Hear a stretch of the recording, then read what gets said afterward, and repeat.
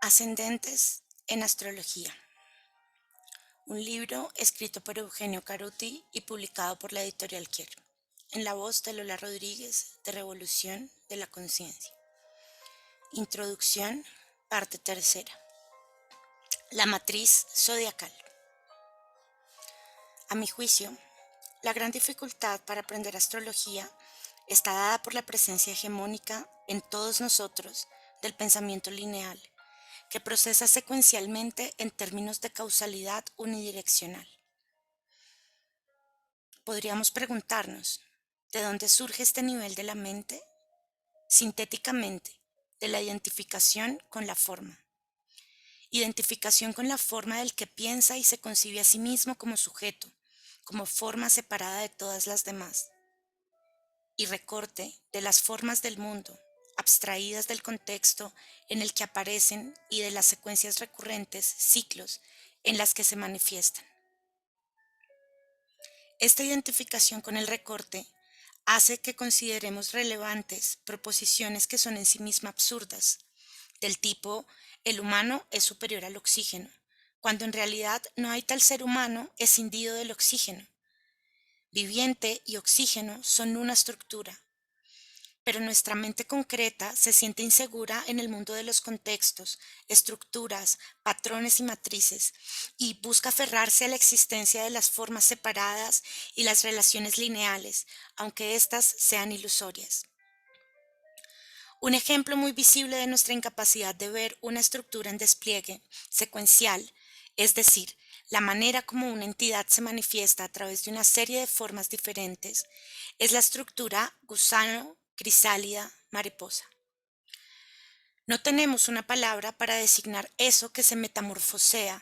A la gran mayoría de las personas que ve una horrible gata peluda, no le es inmediatamente evidente que se trata de la misma mariposa que admirará algún tiempo después. Esta limitación del lenguaje me parece decisiva cuando se trata de aprender astrología. Desde el zodiaco, nosotros sabemos que la energía se manifiesta en una serie de fases que implican formas discernibles.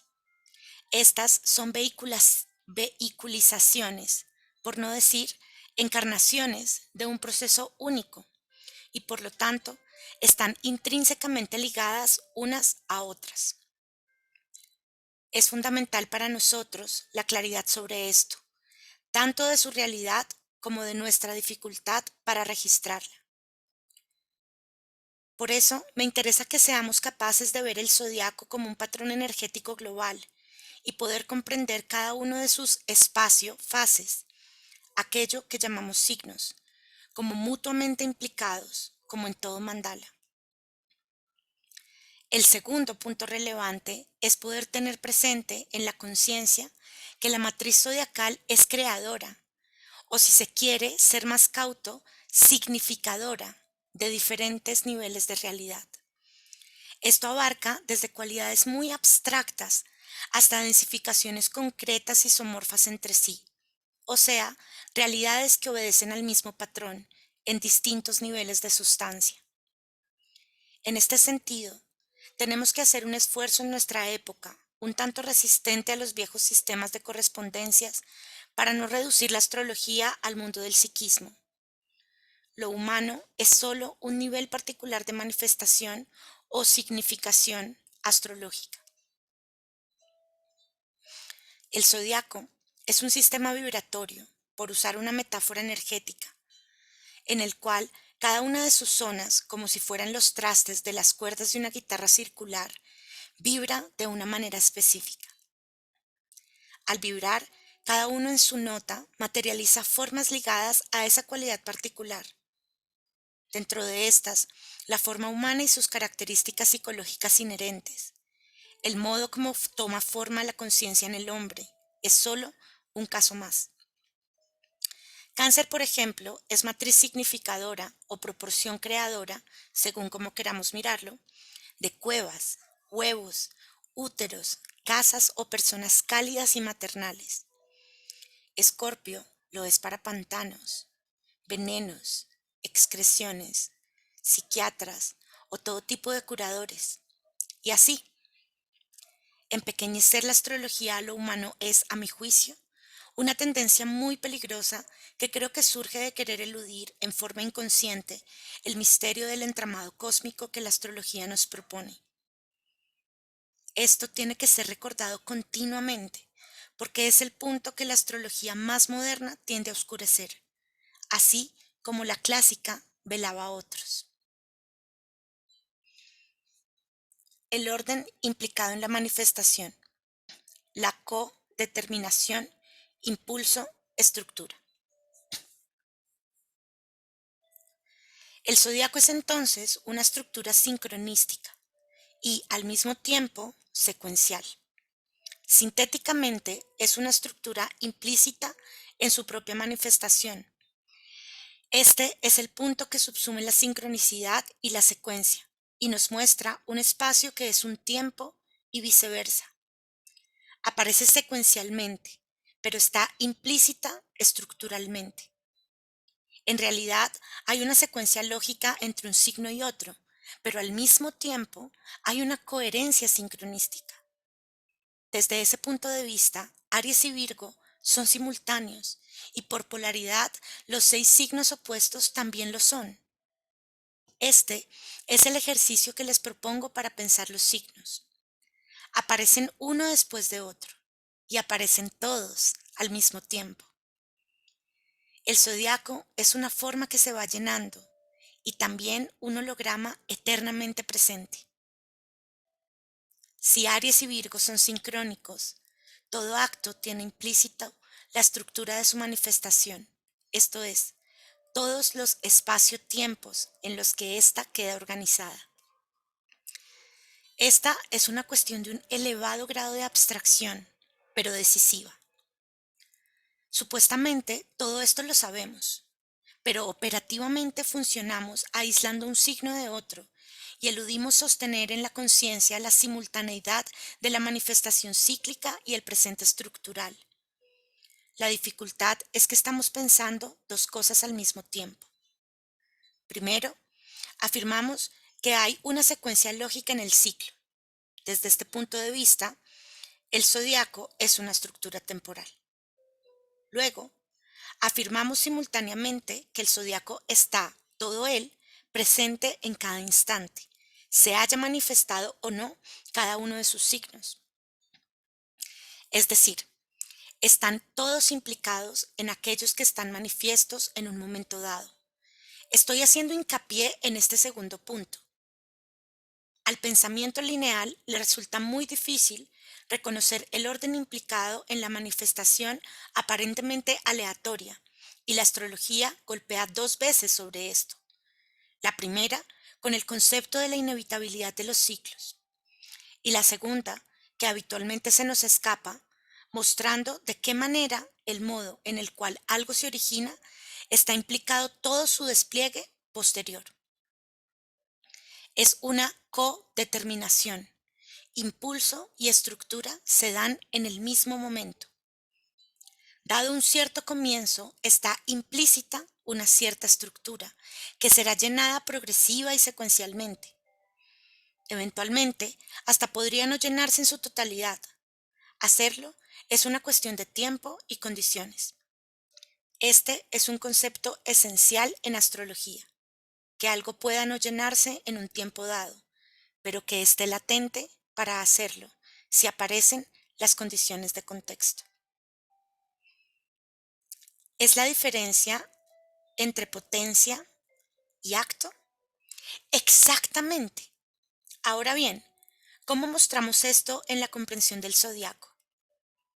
Podemos encontrar un espacio en el que aparezca el diseño más abstracto de cada uno de los signos, que se densificará en los niveles concretos y que, al mismo tiempo, nos permita vislumbrar la codeterminación de cada uno de ellos. Vamos a observar para esto una realidad que es objetivamente conocida por el pensamiento científico, pero de la cual, creo, no se extraen todas las consecuencias epistemológicas posibles. Para nosotros, en cambio, ilustra muy gráficamente lo que queremos decir acerca del zodiaco. Me refiero a la tabla de Mendeleev o tabla periódica de los elementos. Como es sabido, todos los elementos que constituyen la materia del universo responden a una matriz que contiene las posibles combinaciones entre electrones, protones y neutrones. No existe ningún componente de la materia que no responda a la lógica de las estructuras atómicas. Esto es así previo al descubrimiento material del elemento en cuestión. Antes de que fuera percibido sensorialmente el plutonio, por ejemplo, se sabía que tenía que existir. Existía en un orden lógico o mental, si lo prefieren. ¿Desde cuándo? Desde el principio del universo, en el momento en que éste se manifestó como electrones, protones y neutrones, o aún antes como quarks. Si la manifestación es esta, estructuras atómicas, el plutonio está implicado. No importa que se materialice 5.000 millones de años después. La existencia virtual de todos los elementos desconocidos materialmente, pero para los cuales existe una estructura atómica correspondiente. Esta es la tabla de Mendeleev. Nunca se vio a ese elemento particular, pero tiene que estar en algún lugar en el espacio o en el tiempo. Quizás no se hayan dado aún las condiciones de presión y temperatura para que se haya materializado, o no hayamos todavía explorado la composición química de las galaxias más remotas, pero ese elemento está implícito en el origen de todos los demás. O está en algún lugar del espacio, o está en el tiempo, esperando las condiciones de materialización. Veamos otro costado del mismo ejemplo. Dado el primer núcleo de helio que se genera a partir del segundo inicial del Big Bang, ya está implicada la secuencia de todas las articulaciones posibles de electrones, protones y neutrones que darán lugar a todos los demás elementos de la materia. Estos dependerán, para su aparición material, de situaciones concretas de temperatura y presión del conjunto del universo. Pero de hecho, como espacios virtuales en el plano mental, están implicados desde el momento en que nació el helio. Es solo cuestión de tiempo y de condiciones. Ahora bien, en un momento dado de la historia humana, que es un fragmento de la historia de la vida, un químico, Dmitri Mendeleev, descubre esto, lo formula y lo demuestra. Demuestra que es posible hacer números y cálculos, elaborar una grilla y generar casilleros donde todos estos elementos irán a ubicarse, conforme las combinaciones de sus estructuras atómicas. Incluso hoy existen todavía casilleros vacíos, elementos esperables, necesarios, lógicamente, pero aún no actualizados. O sea, que Aries y Virgo son simultáneos. Exacto. El aparecer de lo más amorfo o puro impulso creativo inicial, lo masculino, es sincrónico a la existencia de la articulación de todos los demás pulsos, la matriz ordenadora, lo femenino. Diríamos, el saber acerca de esto sucederá recién cuando se haya manifestado Virgo en la secuencia temporal, pero su presencia creativa está desde el principio. No se los puede concebir el uno sin el otro. Los signos no son sumas de características casualmente ubicadas unas al lado de otras, sino diferenciaciones coherentes de una misma entidad, el zodiaco. No es posible avanzar en su análisis sin comprender este punto de partida. El resto de los signos serán las consecuencias lógicas de lo anterior y no descripciones de otras manifestaciones. Otro ámbito donde podemos visualizar la presencia de la totalidad de la estructura en el mismo momento que se manifiesta el primer aspecto de la misma es la música. En ella todo empieza con el do, en el sentido en que las notas pueden ser 12 o 7 tonos con fraccionamientos en semitonos, y luego cuartos de tono y microtonos, pero, dado el do, toda la música. En el primer sonido están presentes todos los demás, incluso la música hindú, que es mucho más sutil. También arranca por un sonido que es el do, sa. El do ya tiene implicados todos los tonos y semitonos, y todos los acordes y contrapuntos que se deseen generar se despliegan en el hecho de que éste existe. Dado esto, dependerá de la madurez de la sensibilidad, la distinta apreciación de estos juegos vibratorios que ya están prefijados desde el do y que a su vez lo determinan. Signos. Recorrida energética de Aries a Virgo. Vayamos ahora a una descripción de las fases o momentos del zodiaco, sosteniendo en lo posible este punto de vista. Aries. Aries es, así, el momento de liberación de la energía amorfa, más allá del impulso, y que al iniciar marca una dirección, decide la deriva de un proceso. La correspondencia es, entonces, con el Big Bang y la creación del universo. ¿Esto es así o es solo una teoría científica? Esto es así, pero hasta donde sabemos. Es así para la conciencia, porque el modo como hoy la conciencia humana comprende el origen del universo es el Big Bang. Este es isomorfo a algo que antes era comprendido como el Fiat Lux de Jehová, que también sigue siendo Aries. Entonces, lo que nos muestra el zodiaco es que el modo de las distintas formas bajo las cuales la conciencia humana aprende el universo está implícito zodiacalmente. Tauro. El segundo momento secuencial es el opuesto del primero, la aparición de lo receptivo y la desaparición de lo activo, el pasaje desde el estado de energía pura al de masa. Ahora bien, lo que quisiera que piensen es que está implícito en el momento, de manifestarse la energía, que ésta conlleva una inercia que se hará manifiesta necesariamente más adelante. Implícita en la explosión inicial está su propia inercia, es decir, la imposibilidad de mantenerse en ese estado de velocidad y luminosidad y la necesidad de acumularse en tanto masa, materia oscura con energía latente en su interior. La inercia, que estaba implícita en la explosión inicial, se percibirá solo cuando haya devenido en masa, pero esta a su vez lleva dentro de sí la energía ariana, acumulada en estado potencial. Aries y Tauro están mutuamente implicados como una transformación necesaria de lo mismo. ¿Se trata de un movimiento compensatorio? Se trata de una transformación, porque de otro modo no se conservaría la energía. Por una necesidad de conservación de la energía, esta no puede estar en constante explosión y liberación, sino que necesita desacelerarse y acumularse en tanto masa. Tauro es entonces la lentificación necesaria de la energía hasta alcanzar un punto de máxima inercia, como pura masa.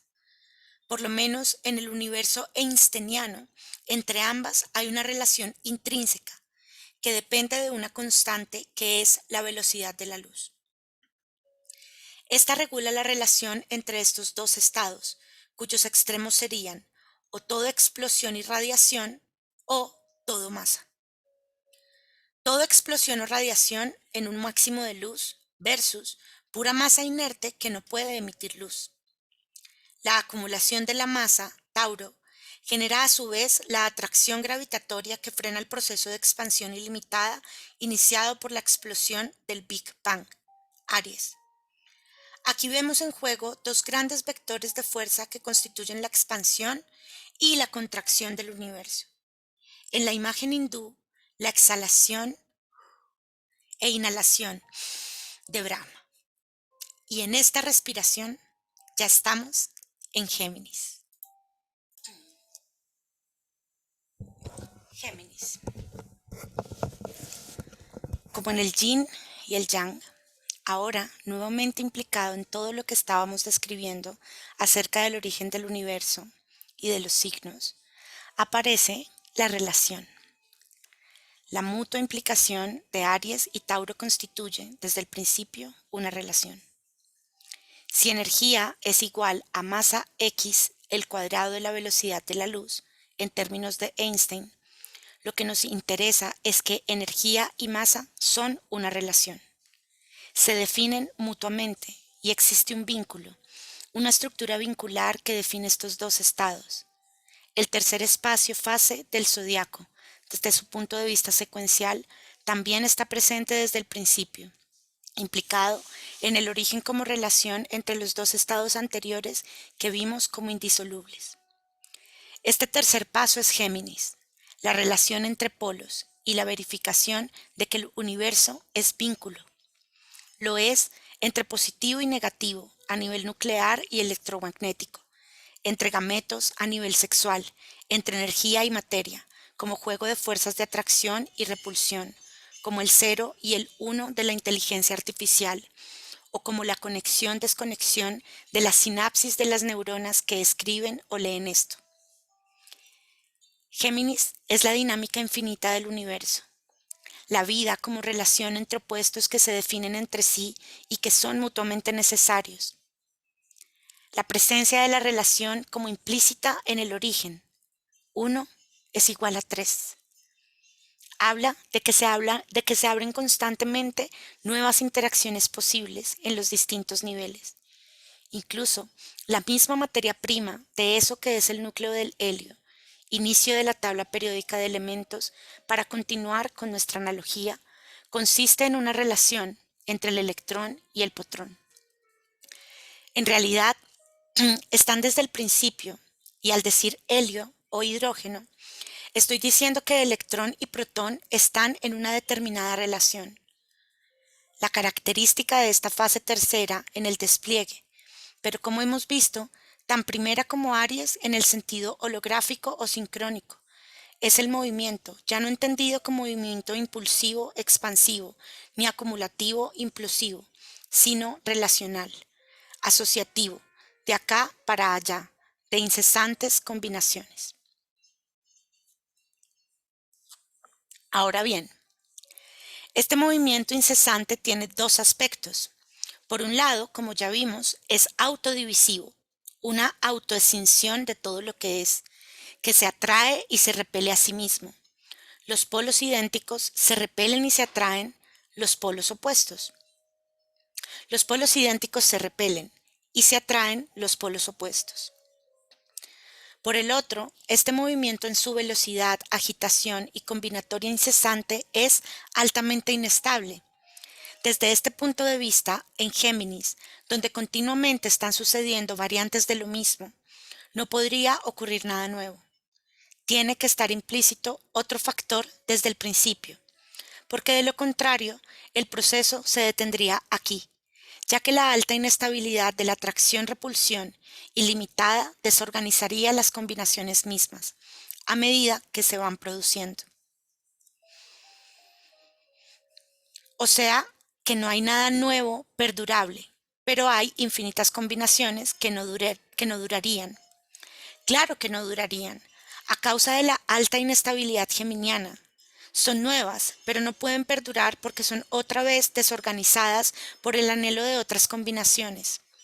Se está así constantemente combinando, decombinando, construyendo, deconstruyendo, atrayendo, repeliendo. En consecuencia, el movimiento tiende a tener una altísima vitalidad, pero no tiene perdurabilidad. Y en ese sentido, todo es efímera, dicho en otros términos. La nueva combinación ensayada no puede tomar forma y adquirir presencia suficiente como para modificar los elementos en juego, porque en el nivel de los átomos, donde esto se ve con mayor claridad, un nuevo electrón se interpondría entre los que están ya asociados y los disociaría, devolviéndolos a estados anteriores. O sí producirían asociaciones repelentes que no permitirían el desarrollo de estructuras más complejas. Estas, para emerger, deben mantenerse asociadas por un tiempo suficiente, excluyendo posibilidades para consolidarse en una relación estable que las obligue a reorganizar su pauta de relación inicial. Cáncer. Y ahora, Aparece la importancia energética del signo de Cáncer, la necesidad del aislamiento y del límite para producir la posibilidad de que algo realmente nuevo ocurra. La estabilidad de relaciones necesaria y protectora para que lo nuevo tome forma en su interior. Entonces, el cuarto signo aparece como la posibilidad de originar una diferencia a partir de aislar una cantidad de elementos de la vertiginosa totalidad geminiana y forzarlos a una interacción repetitiva. Es decir, la autolimitación da lugar a la estabilización de relaciones. Esta estabilización de relaciones implica la forma y el tiempo, que ahora vemos aparecer como necesarios y latentes en el origen mismo del proceso. Aries. Cáncer muestra la necesidad de una forma para aislar un proceso interior del sistema global, que queda ahora como externo al otro, con el fin de que se establezcan relaciones que protejan de ese afuera que tiene un exceso de intensidad. Si queremos pensarlo en términos del proceso de formación del universo, podemos verlo de esta manera. La masa taurina crea zonas de mayor acumulación.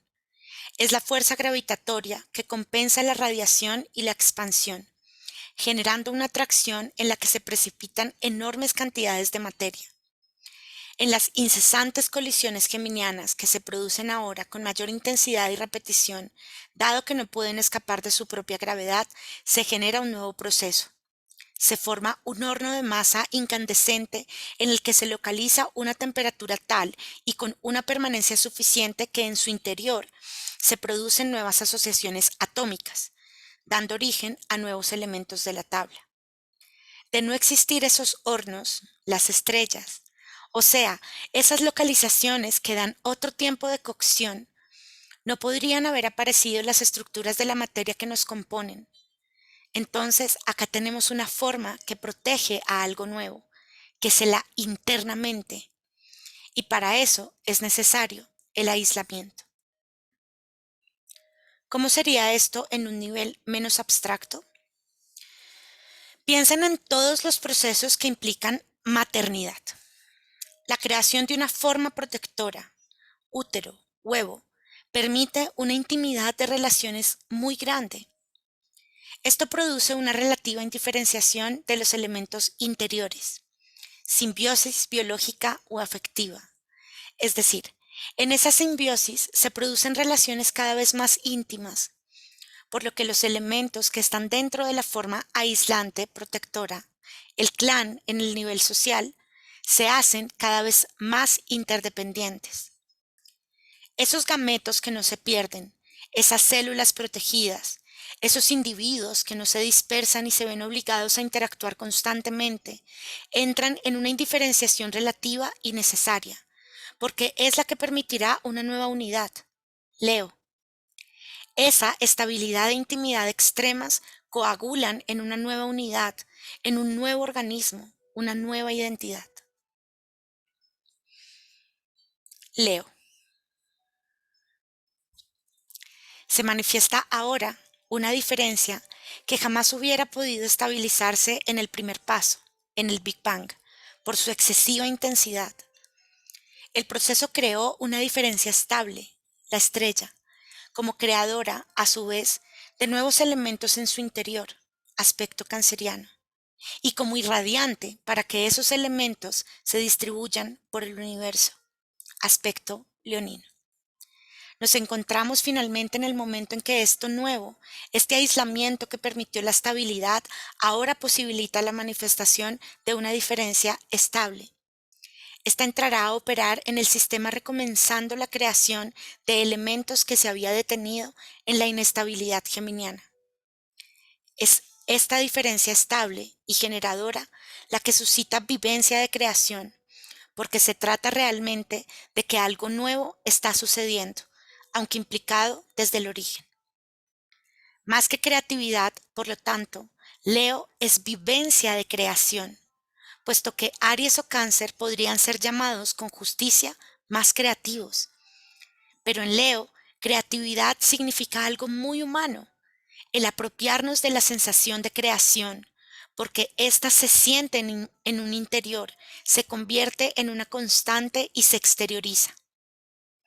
En ese sentido, esta sensación es la manifestación natural de la novedad que se experimenta en el interior canceriano y que ahora tiene la potencia suficiente para salir y manifestarse sin la protección anterior. Leo es así, un juego interior-exterior estable. Este es el pulsar del sol, un interior que se exterioriza.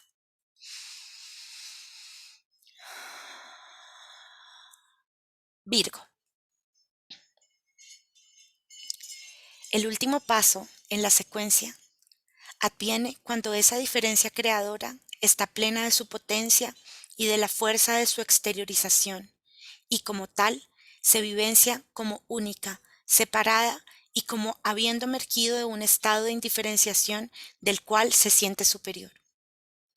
Ahora descubre que participa de un orden que le es anterior y en el que siempre estuvo.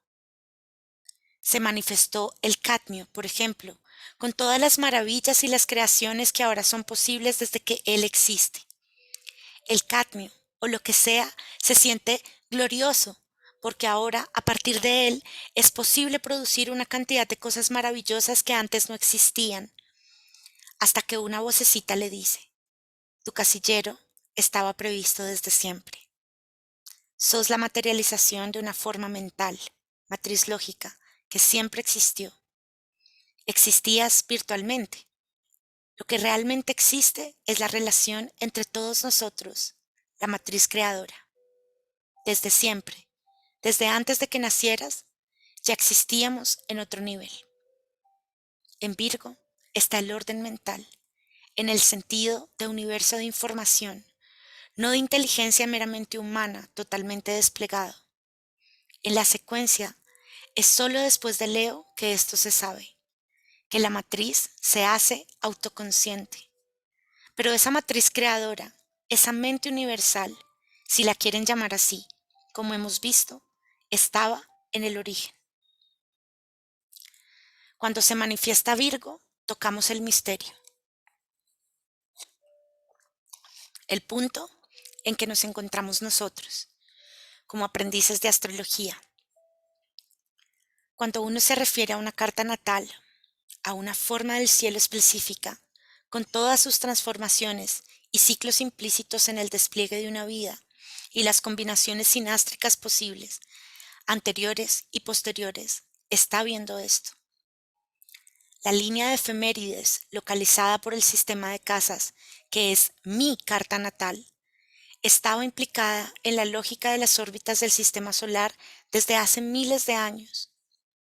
Hay un sistema de ecuaciones, un algoritmo matemático que contiene mucho antes que Michelsen, Rafael o quien fuera el que las haya impreso, la estructura energética potencial que se va a manifestar en ese día, esa hora, ese año determinado. Ese orden preexiste como una trama organizada entre todos los instantes anteriores y posteriores al nacimiento de cada uno de nosotros. La matriz que simboliza la energía de nuestra vida con su paradigma vincular y sus ciclos de manifestación estuvo latente como una semilla inserta en una espiga infinita, esperando ser sembrada en el momento preestablecido en el interior de la sustancia física, emocional y mental que la Tierra le pudiera suministrar.